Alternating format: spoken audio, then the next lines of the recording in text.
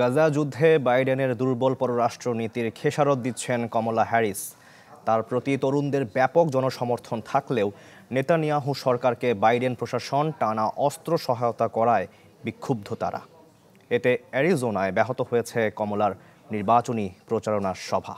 250-টিরও বেশি design option নিয়ে Walton smart fridge, বোঝে আপনার প্রয়োজন। সাগর সৈকতে আরাম কেদারায় গা এলিয়ে রোদ পোহাচ্ছেন মার্কিন প্রেসিডেন্ট জো বাইডেন, অথচ তার নেপথ্য ভূমিকায় পুড়ে ছারখার ইউক্রেন ও গাজা। তবে আলস্যের এই সময়েও বারুদ ঢেলে চলেছেন মধ্যপ্রাচ্যে। আন্তর্জাতিক আইনকে বুড়ো আঙুল দেখিয়ে ইরানে ইসরায়েলের হামলার বেলায় ছিলেন নির্বিকার, আর তেহরানের প্রতিশোধের বেলায় হাজির হচ্ছেন শান্তির পতাকা নিয়ে।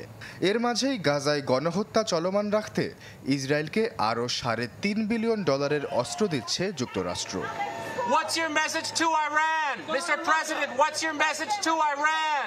Any thoughts on former President Trump saying he thinks you're an angry man, Mr. President?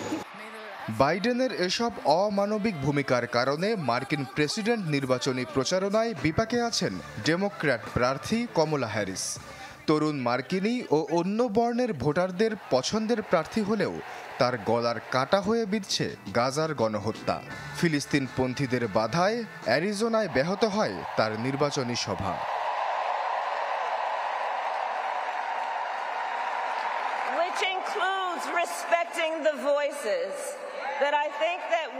আমাকে একটু কথা বলার সুযোগ দিন। যে ইস্যুতে আপনারা আওয়াজ দিচ্ছেন সে ব্যাপারেই কথা বলতে চাই।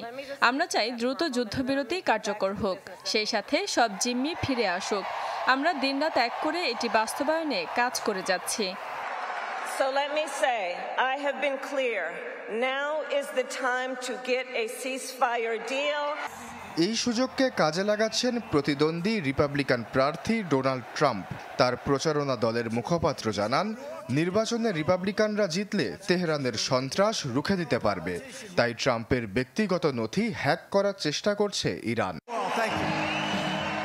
আশ্বাস চৌধুরী, চ্যানেল 24।